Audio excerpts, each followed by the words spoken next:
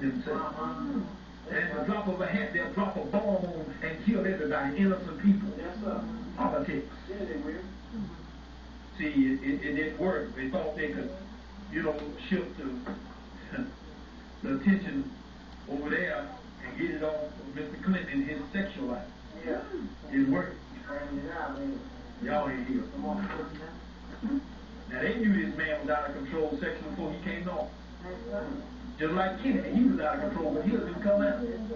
Mr. Reagan, all them punks in office, they been out of control.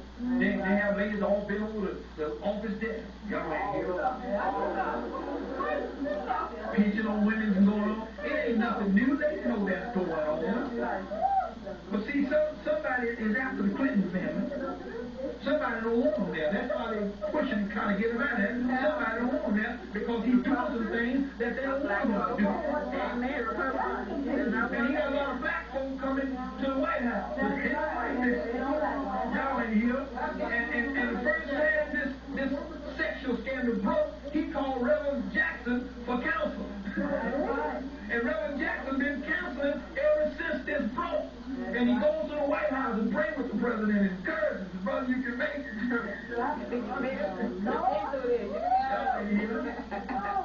Why do white folk always have to turn to black folk for support when they get in trouble? Just like the Civil War and all the other wars before, they had to call on black soldiers in order to win the battle because they were losing. That's right. And when these white folk came to battle, they thought they were fighting against Egypt. All these black brothers, these guns and swords in the Civil War. Black folk are the reason America is free today. That's right. And after we got America their freedom, they plunged us back in slavery. Worse than we were first. I was browsing the internet and I went into the Library of Congress and got some documents because, you have the freedom of information right to get documents. And I've been getting document after document. I stayed up 3 o'clock in the morning getting documents off the internet. Y'all ain't here. And these are documents dating the lynchings and all the murders and atrocities and the massacre of African people and the soldiers that fought in the Civil War, the Korean War, and all the wars and never been given credit. And when they come back home with their uniforms on, they will be lynched. Because white boys didn't want to wear this uniform representing America. And they went and fought and gave their lives and bled and died for America to be free. And when they got home, they were called a nigger. And they were not respected. And so there's been many uprisings and insurrections. And there was an army, a troop of black men that took over town, killed everybody in the town. They don't put that in the history book. But that's one of the documents of the Library of Congress. I got all that up there. I've been printing that up, y'all. I've been printing all that long. Y'all ain't here. Getting all these documents because they're getting ready to regulate the internet. And they're going to be able to keep you from getting certain documents. See, they're trying to squash your freedom of information and your freedom of speech. So you better get all the documents and books you can because they're going to be obsolete one day and you ain't going to be able to get this knowledge, you ain't going to be able to get this information nowhere. And see, you need to get the information what they did to us. Because when our Holocaust really gets the world's attention, we don't need documents. See, white folk gonna go about business, burning and shredding documents. When they see you get close, they're gonna shred the documents. So you better get these books. And one book is 100 Years of Lynching in America. Get that book. And it was all over America where they lynched black men and black women and children and babies. Y'all ain't here. And even preachers. Strung them up in their own churches. And they got documents, got dates, they got time, they got the name of the people, got the city and everything. And we need those documents when our Holocaust really gets the world attention. We're going to call these murderers to justice. And some of their children are still living and reaping the benefits. Y'all ain't here. Somebody said, well, that was my father, and I had nothing to do with that racism. I was living back in the world. Well, look, you reap, and you are a recipient of the blessings and the benefits that they stole from us. Stole our land. Y'all ain't here. Any of y'all have relatives as sharecroppers? You know what sharecropper is? You were sharing the crop that came in. And usually, you didn't get nothing. But you did all the work. You tilled the ground. You sowed the seeds. You did the harvest. And when you brought it in, you had to take it to white folk, and then they gave you a percentage. Wow. A little small, and you couldn't count, and you couldn't calculate. They'll cheat you every time. Wow. And don't get too niggity, uppity, you know, and there's an uppity nigga. You think you know something. You got some book learning. You know how to read, and you know how to calculate. Did that kill you? Are you listening to me? And see, this went on not for 1 year, not for 2 years, but hundreds of years. They stole them from us, and they still steal them from us. I was talking to a lady at the thrift store the other day, and she might be related to me because she knows some people come from my hometown, where my father comes from, Marlin, Texas, and another city, Centerville, Texas, and a lot of Davis is in Centerville, Texas, and Marlin, Texas. And I said, well, we might be relatives. And she was telling me that white folk been going on their land. They kept the taxes up. They paid the taxes, but they got acres and acres of land down in Centerville, Texas, and down there in Palestine, Texas, in that area. And said white folk been going on their property, cutting down those choice pine trees and making a killing. And they don't care who owns the land. If they don't see nobody down there, you know, cutting the grass or anything, they just come on your land and cut down the timber. Or if you got oil, they'll drill oil on your property. If you got sand or dirt or gravel, they'll dig it out and won't give you a dime. And she said they've been making thousands of dollars on their property, cutting those. Ain't none of them little pup pines. I'm talking about them pines been there for 300 or 400 years. They've been cutting them trees down at choice pine trees. And that's a low down dirty shame. And when they went to map out their property, because there wasn't no roads going down over there, they drove a truck down in there, and then the police came and said, well, we're going to charge y'all $3,000 fine because y'all messing up the grass and stuff. On their own property now.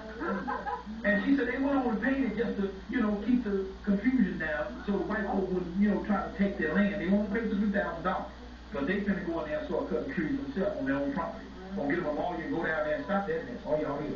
Because if you got some property somewhere, you better check on it. Because white folk might be cleaning up on your property. And see, they got a tendency to take their fence down and move it back further. Are y'all here? And say, this is my property. Move the property line. Are you listening to me? So you got to check right on your property. Because white folk are devious, and they've always done it. They're going to continue to do that. And don't tell me they ain't doing it, because they're doing it right now. They ain't never been truthful people. They'll pat you in the back, and they pat you in the back and sticking a knife in. Can't feel it until it gets all the way in there and penetrate. And then you know you got a knife in your back. Are y'all see here? Now, this man ain't gonna change. So don't even try to change it. Now, if he was changeable, seemed like the Christianity he taught us would have changed him. But I see them on TV, the television, and hear them on radio. They ain't changed. It's all about money and control of the people. Get you all scared up, get you so fearful you won't even challenge the Bible, you won't challenge the book, you won't even challenge God. Oh, y'all are here. And you're God yourself. Are you listening to me? Scared Negroes. Now, I know some of y'all don't like this because some of y'all still in love with the man. Some of y'all still in love with white folks. There was a preacher. He changed his ministry just like I mentioned, and he took all the white Jesus out off the wall. They had burning of all the white pictures of Jesus in the church. And they had a whole service ceremony burning these white Jesus and all these white things. And the sisters were weeping. They were weeping when they were burning this white Jesus. What we gonna do now? Oh, this Jesus been in this church for a long time. I remember I was a pretty kid. This Jesus been here. But see, this is the only way you're gonna destroy that mentality. You got to actually burn them or destroy them or throw them in the trash or something to let your psyche know that it's time for change. It's time for the lie to be broken. And when I found out the real truth, I took that Jesus down at that church. Yes, I did. Y'all remember that? I took this white Jesus down. And I went to the house. I went and found everything white in the house. And I was hunting. I was on a white hunt. It wasn't a witch hunt. It was a white hunt. And I was looking for everything white in my house to get rid of. Oh, you see here? And I had one of them blue boys. I had them about 25 years. Blue boy, hanging a blue boy, hanging right up in my front door as you walk in. There was a white boy with a blue suit on. Blue boy, they call him blue boy. Now they ain't blue boy. Some sort have to get rid of you. Throw him in the trash. Got the Jesus, told him up, threw him in the trash. And it made me free. Now some of y'all, I know, it's your psyche. You still in love with white folk and you think you can change some of them.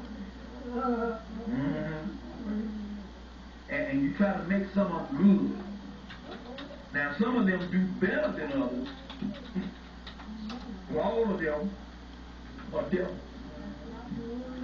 What you say, Brother David?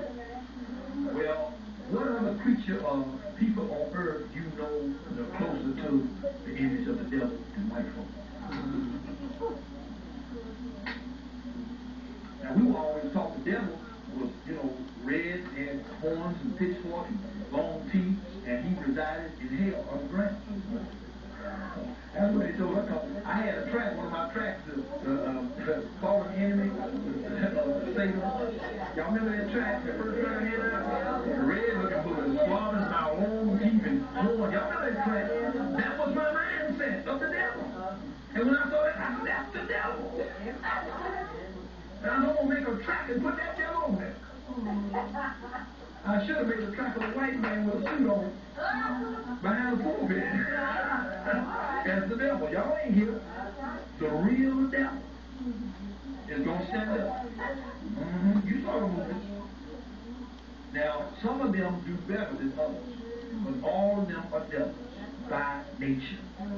Now, I don't like to throw that up in their face, because it is not good to charge a man who had nothing to do with his mate.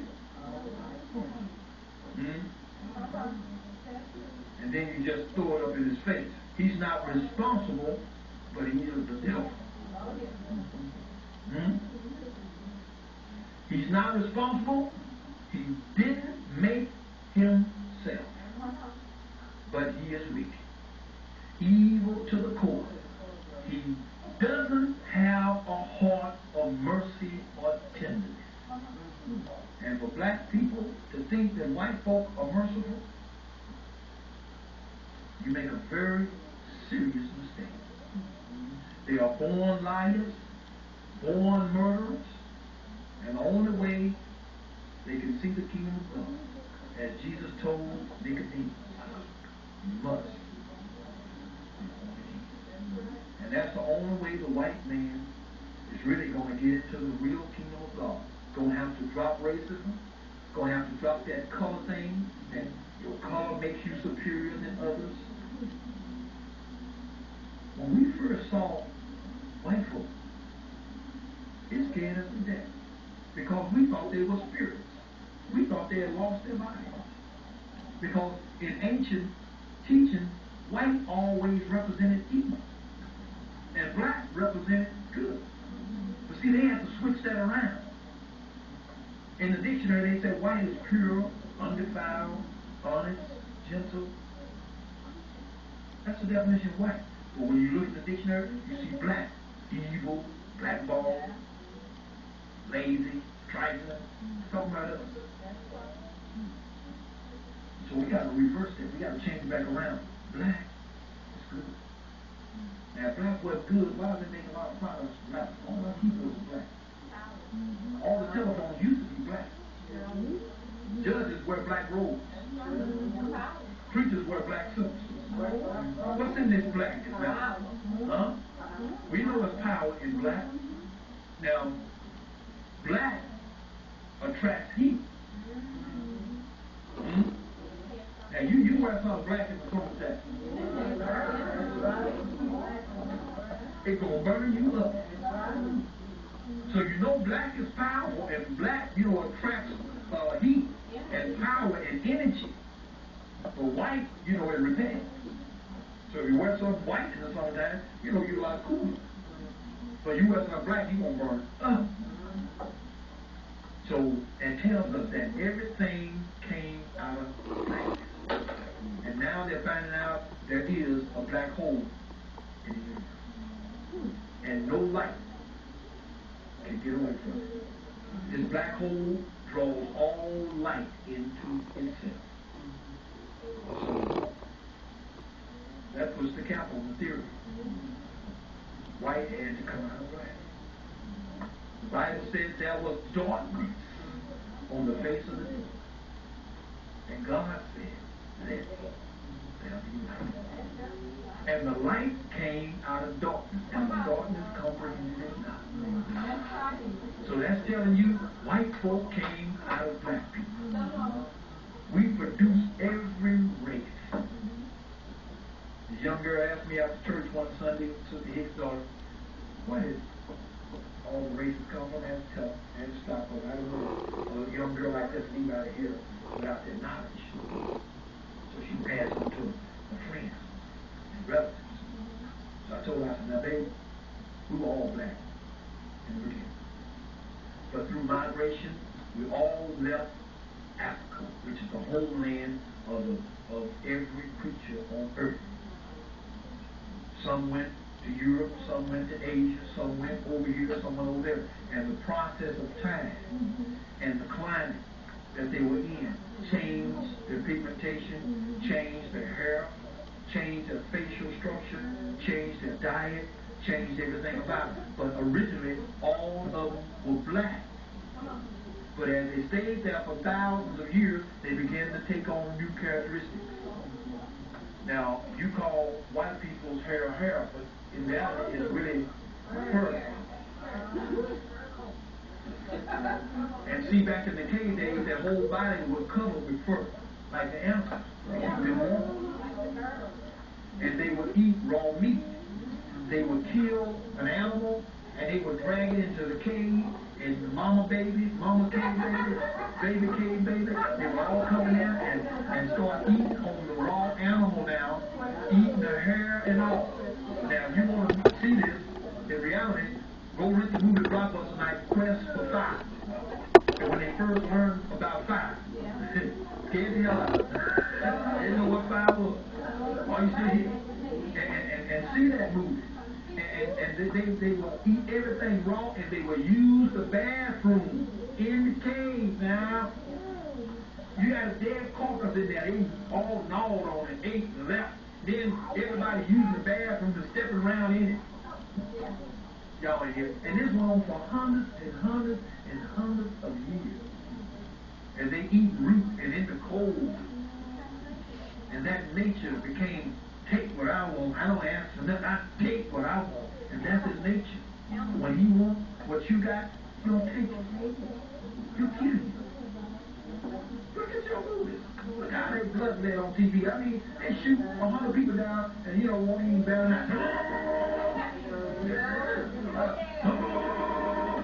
just killing everybody in sight. Blood bled everywhere. And a lot of us sitting up watching this stuff. And rooting for the bad guys, too. Y'all ain't here. I mean, it plays in our psyche, and we got to make a change. And stop watching movies for pleasure.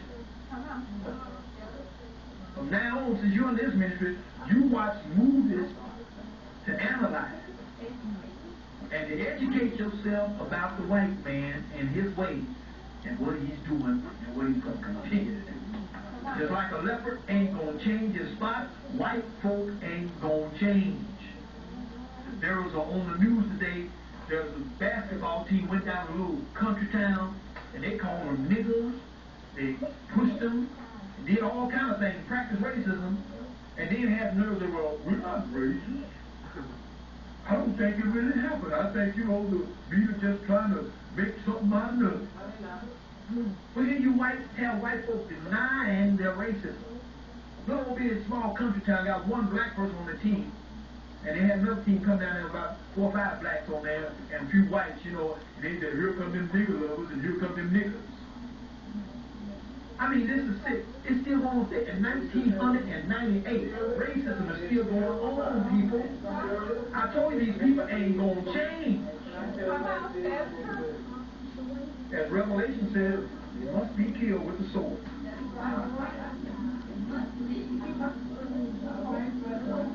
Ye that lead into captivity must go must be killed with the sword. So they ain't gonna change, people. You ain't the minority, you are the majority. You are the bigger percentage of the population on planet Earth. And in the Spanish and in other Asians, you are a population that they're scared of because you are reproducing yourself and they are not. That's why they're going into cloning and all type of other birth things to try to produce themselves and try to be around in the 21st century. But they're violating the laws of nature, they're violating the laws of God, and these things are going to have a drawback spirit. Isn't God good? I like it went out. I guess the light was telling me it's time to go. Time to cut it out. Isn't God good? How many enjoyed the service tonight? Amen. We got some more lights in there. We just changed it when we get out of here. Before we get out of here tonight, when we get here tomorrow, change. How many enjoyed the message tonight? The making of the white man. So I guess this symbolic represents the white man's life going out. Because it's showing my light going out. It's symbolic represents the white man's life. His time is up. We got good. All right, we're going to get on that.